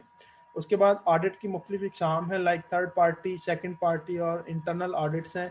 इनको भी हम देखते हैं क्या होते हैं। थर्ड पार्टी बोलते हैं कोई ऐसी ऑर्गेनाइजेशन, कोई ऐसी इंडिपेंडेंट बॉडी जो आपकी फैक्ट्री या प्रोडक्शन सेटअप का ऑडिट करती है, उसको वैल्यूएट करती है। उसका मकसद क्या हो सकता है? आपने सर्टिफिकेशन हासिल करनी है ISO 22000 की। ठीक है, आप किसी सर्टिफिकेशन बॉडी से रब्ता करेंगे, उन्हें कहेंगे कि हमने ISO 22000 की सर्टिफिकेशन हासिल करनी है, वो अपने ऑडिटर्स भेजेंगे, आपके सिस्टम की इवैल्यूएशन करेंगे, उस बेस के आपकी मार्किंग होगी, उसी बेस पे आपको सर्टिफिकेट जो है ना वो इशू होगा। इसको हम थर्ड पार्टी ऑडिट करते हैं। मतलब थर्ड पार्टी ऐसी कोई तीसरा बंदा, तीसरा अदारा, कोई बाहर से आके जिसका आपके अदारे में कोई स्टेक नहीं है, जिसका मतलब आपका जिसके ऊपर कोई होल्ड नहीं है, मतलब जो आपका एम्प्लॉय नहीं है, बल्कि कि कोई इंडिपेंडेंट ऑर्गेनाइजेशन आके आपकी इंडस्ट्री का ऑडिट करती है फॉर सर्टिफिकेशन। ठीक है, इसी तरह सेकंड पार्टी ऑडिट होता है जो फॉर एग्जांपल आप जूस तैयार करते हैं, आप किसी ऑर्गेनाइजेशन से जूस के लिए पल्प लेते हैं, फ्रूट लेते हैं। ठीक है, तो वो क्या, वो आपका सप्लायर है, आपने अब खुद से अपनी एक टीम बना के उस इंडस्ट्री का ऑडिट करना है for the purpose to make sure that कि उनका जो पल्प है वो आपके स्टैंडर्ड्स के मुताबिक है, ISO की रिक्वायरमेंट्स को वो पूरा करता है, तो उसको हम सेकंड पार्टी ऑडिट करते हैं। ठीक है, मतलब उसमें किसी हद तक आपके उसके साथ स्टेक्स मौजूद हैं। ठीक है, आप उस बेस पे उनके साथ कंटिन्यू कर सकते हैं या उनकी प्रोडक्ट को फेल करके उनसे जो है ना वो अपना सिस्टम जो है ना वो ख़त्म कर सकते हैं। ठीक है, इसी तरह आता है इंटरनल ऑडिट, जिस बारे में आज की ये ट्रेनिंग है। इसमें जो कोई भी एम्प्लॉई है जो उस प्रोजेक्ट में, उस टीम में काम कर रहा है, उसको हम एज एन ऑडिटर डेजिग्नेट कर सकते हैं। मतलब आपका मैनेजर है, आपका जो सुपरवाइजर है, वो किसी भी फूड टेक्नोलॉजिस्ट को ये टास्क दे सकता है सब्जेक्ट टू हिज क्वालिफिकेशन या हिज कैपेबिलिटीज के जी आपने इस प्रोजेक्ट के अंदर रहते हुए एज एन ऑडिटर काम करना है। अब ऑडिटर की फर्दर रिक्वायरमेंट्स होती हैं, मतलब ऑडिटर की कैपेबिलिटी होनी चाहिए, वो उसकी रेलेवेंट कॉम्पिटेंसी होनी चाहिए। ठीक है, तो ये सारी चीज़ें आगे चल के हम देखते हैं। हाउएवर इंटरनल ऑडिटर क्या है, वो इस कंपनी का एम्प्लॉय हो सकता है या कॉन्ट्रैक्टर हो सकता है। जैसे फॉर एग्जांपल हम पाक प्योरलाइन ऑर्गेनाइजेशन एज अ कॉन्ट्रैक्टर भी काम करती है, हम एज इंटरनल ऑडिटर भी काम करते हैं मुख्तलिफ इंडस्ट्रीज़ के साथ। ठीक है, तो मुख्तलिफ इंडस्ट्रीज़ हमें अपने साथ एज अ कॉन्ट्रैक्टर या as a auditor, internal auditor hire करते हैं, फिर हम उस ऑर्गेनाइजेशन के बिहाफ पे खुद से काम कर रहे होते हैं। ठीक है, तो ये काम किसी भी एम्प्लॉयज़ को भी सौंपा जा सकता है या किसी कॉन्ट्रैक्टर को भी सौंपा जा सकता है। ऑडिटर किसे बोलते हैं? एक ऐसा पर्सन जो किसी भी फर्म का ऑडिट करता है, चेक एंड बैलेंस मेंटेन करता है, उसको ऑडिटर कहते हैं। ऑडिटर की बाकायदा जो क्वालिफिकेशंस हो, उसकी कॉम्पिटेंसीज हो, उसके पास होनी चाहिए। ठीक है, ऑडिट इंटरनल ऑडिटर जो इंडस्ट्री के बिहाफ पे उसका ऑडिट करता है, मतलब वो उसका एम्प्लॉय भी हो सकता है, फूड टेक्नोलॉजिस्ट हो सकता है, केमिस्ट हो सकता है।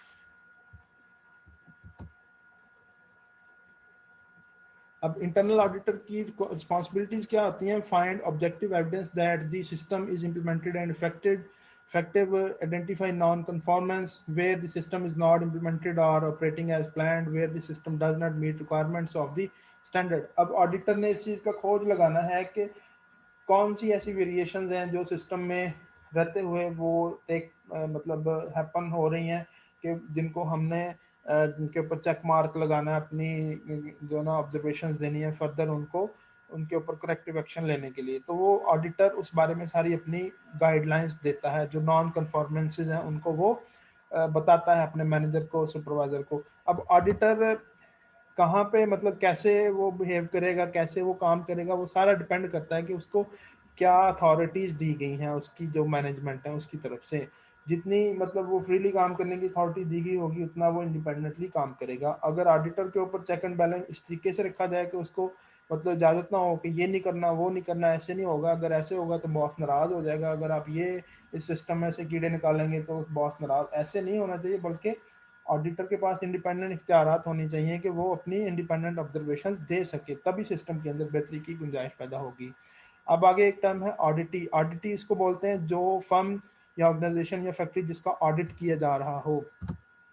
अब ऑडिटिंग में 4 मैकेनिज्म है, PDCA, plan do check act. इस मैकेनिज्म के तहत हम ऑडिट करते हैं। प्लान में क्या है, ऑडिट को प्रॉपर प्लान करे, ऑडिट की प्लानिंग करे, एस्टैब्लिश द ऑब्जेक्टिव और define the scope of the audit and create an annual schedule. Selecting and training of the internal auditors are also key components of the planning step. Then do में क्या, implement the plan or execute the process which involves the collection of information for evaluation. Look for deviations in the implementation against the plan and check for appropriateness and completeness. This step involves utilizing the internal audit checklist tool for assessment and includes conducting risk assessment for non-conformities according to the standard classification of critical, major and minor non conformities. अब क्या है, पहले planning करेगा। Planning में जो भी project की जो रिक्वायरमेंट्स उसके अकॉर्डिंगली होगा कि एनुअल ऑडिट करना है, बाई एनुअली करना है, या हर मंथ बाद करना। मतलब जो प्रोजेक्ट डिज़ाइन किया गया उस प्रोजेक्ट की रिक्वायरमेंट्स पे वो डिपेंड करेगा। उसके बाद डू में आता है कि एक्चुअली उसने परफॉर्म क्या करना है, ठीक है। उसके पास एक क्राइटेरिया है जिसमें हम क्रिटिकल, मेजर और माइनर नॉन कन्फॉर्मिटीज़ को मतलब इस तरीके से कैटेगराइज करते हैं। उसके अकॉर्डिंगली वो उन सारी चीज़ों को डिस्क्राइब करेगा, नॉन कन्फॉर्मिटीज़ को, ठीक है। मतलब सिस्टम को एवेलुएट करेगा अपनी नॉलेज और कॉम्पिटेंसी की बेस पे, फिर वो इस तरह से उसको क्लासीफाई करेगा, रिपोर्टिंग करेगा, ठीक है। चेक में क्या है, उसने जो अपनी जो मतलब नॉन कन्फॉर्मिटीज चल रही हैं उनके ऊपर चेक एंड बैलेंस रखना है, उसके ऊपर उसके अगेंस्ट करेक्टिव एक्शन उसने डिज़ाइन करना है, बताना है, ठीक है। उसका रूट कॉज एनालिसिस स्टडी करना है। फिर इसी तरह एक्ट में उसने करेक्टिव एक्शंस को इम्प्लीमेंट करना है, ठीक है। उसी के ऊपर फिर उसने फर्दर उसकी रीअकरेंस को अवॉइड करने के लिए अपनी गाइडलाइंस देनी है, या चेक एंड बैलेंस या मॉनिटरिंग सिस्टम उसके ऊपर वजह करना है, ताकि वो हैजर्ड दोबारा से सिस्टम के अंदर हैपन ना हो सके। ऑडिटिंग स्टेप्स क्या है, एनालाइजिंग की processing, identify key controls, evaluating the adequacy, testing compliance, reporting results, recommending stronger controls, suggesting methods to improve compliance with key controls, follow up of actions। अब ये है कि अगर ऑडिटर की कॉम्पिटेंसी है, उसका एक्सपीरियंस है, तो डेफिनेटली वो उस प्रोजेक्ट में बेहतर तरीके से परफॉर्म कर पाएगा। तो वो कैसे करेगा, मतलब उसने प्रोसेस को एनालाइज करना है, प्रोसेस को A to Z इसका खोज लगाना है कि प्रोसेस कैसे चल रहा है, क्या क्या रिक्वायरमेंट्स हैं, क्या क्या SOPs हैं, पहले इसको स्टडी करेगा, ठीक है। फिर कंट्रोल्स मैकेनिज्म डिफाइन करेगा कि किन किन चीज़ों से ये सिस्टम कैसे कंट्रोल हो रहा है। फिर एवेल्यूएशन, फिर उसकी टेस्टिंग कंप्लायंस चेक करेगा कि जो वो एक्सटर्नल थर्ड पार्टी लैब से करा रहे हैं, अपनी लैब पे जो भी टेस्टिंग हो रही है, रिजल्ट्स को कैसे रिपोर्ट करना है, कंट्रोल्स कहाँ कहाँ पे लगाए जा सकते हैं, ठीक है। इसी तरह उस एक्शंस का फॉलो अप कैसे लेना है, तमाम चीज़ें वो जाके वहाँ पे सिस्टम में अडॉप्ट करेगा, ठीक है। अब improvements in FSMS and HACCP management review के पार्ट पे इंटरनल ऑडिट्स के जरिए करेक्टिव एक्शंस के थ्रू इम्प्रूवमेंट्स हो सकती हैं, verification results, validation and update the FSMS। मतलब ये जैसे मैंने बताया कि नेक्स्ट जो भी अपडेट्स आती हैं उनको कैसे जो है ना वो आगे फर्दर सिस्टम में लॉन्च करना है, ताकि उस सिस्टम में हैसअप का है या FSMS का है उसमें सिस्टम में अपडेशन आए। तो वो मैनेजमेंट के पार्ट पे है, मैनेजमेंट अपनी पॉलिसी को रिव्यू करेगी बार बार, ठीक है। वहाँ पे अगर बेहतरी की अपडेट की गुंजाइश है तो डेफिनेटली वहाँ पे लॉन्च करेगी। फिर इंटरनल ऑडिट्स के ज़रिए रीअसेस करके, रीएवैल्यूएट करके, करेक्टिव एक्शंस के ज़रिए फिर रीवैलिडेट करके सारी चीज़ों को अपने सिस्टम में अपडेट्स या मॉड्यूलेशन की जाती है। ऑडिटिंग के स्टेप्स क्या है, create audit schedule, complete audit plan, hold opening meeting, conduct audit document findings, prepare audit report, hold closing meeting, prepare audit file, follow up. अब ये ऑडिटिंग के स्टेप्स हैं. सबसे पहले ये है कि ऑडिटर या इंटरनल ऑडिटर जिसको आपने रोल्स एंड रिस्पॉन्सिबिलिटीज असाइन की हैं, वो क्या है, पहले तो वो वर्किंग करेगा, अपना जो पेपर वर्क है उस पर फ्लो डायग्राम डिज़ाइन करेगा. इसी तरह फिर उसको जाके सिस्टम पे जो है ना वो इवेलुएट करेगा कि आया वो सिस्टम ऐसे ही चल रहा है. अब वो क्या है, ऑडिट शेड्यूल है, ऑडिट प्लान है. ओपनिंग मीटिंग पे क्या करेगा, वो वहाँ पे उस स्टेज पे जाके वर्कर्स के साथ, मुख्तलिफ सुपरवाइज़र के साथ वो मीटिंग करेगा, उनसे मुख्तलिफ इंफॉर्मेशन लेगा. अब यहाँ पे बात आती है कि उस ऑडिटर को कितनी अथॉरिटी दी गई. अगर तो फुल अथॉरिटी है काम करने की तो डेफिनेटली वो सारी चीज़ों के बारे में पूछगिछ करेगा. और अगर कुछ सेंसिटिव इंफॉर्मेशन होती है उस बारे में भी उसे मतलब अथॉरिटी देना ज़रूरी है, ताकि वो सारी चीज़ों को प्रॉपरली इवेलुएट कर सके, असेस कर सके. अब बिल फर्ज वो किसी एक स्टेज पे जाके कहता है कि ये जूस है, इसकी फार्मूलेशन कैसे की जाती है, आगे से उसको कोई वर्कर कहता है कि हम आपको ये नहीं बता सकते, तो दैट इज़ नॉट गुड. मतलब उसके पास एक प्रॉपर अथॉरिटी कार्ड हो, वो वहाँ पे जाके दिखाए कि जी मैं ऑडिटर हूँ इस प्रोजेक्ट के लिए, एक अच्छे तरीके से उनसे बात करे, फिर फर्दर उसके बारे में प्रॉपर वे में इंफॉर्मेशन जनरेट करे. तो उसको बताए, उसको इतना कॉन्फिडेंस दे कि जी मैं इस प्रोजेक्ट की बेहतरी के लिए काम कर रहा हूँ, एज ऑडिटर मुझे ये टास्क सौंपा गया, लिहाजा आप ये इन्फॉर्मेशन डिलीवर करने के रिस्पॉन्सिबल हैं. ठीक है.